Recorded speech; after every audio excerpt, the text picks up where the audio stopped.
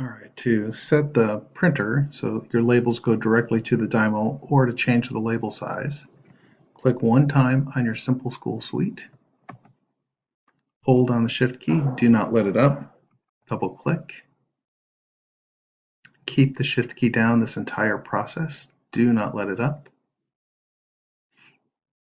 Simple School open. If this is the very first time you have done this, opened it, you will have to click the Enable button, all the while the Shift key is still down.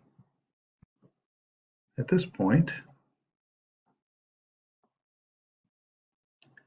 you can scroll all the way down to where it says TID Print. Click on it one time, right-click, and do Design.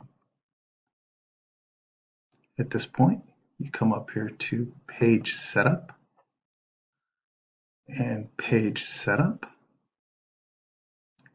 And over here under Page, you can use the specific printer. When you click this and click Printer, you will see your Dymo printer on here. You can select that, and then your labels will always print to your Dymo from this label printer.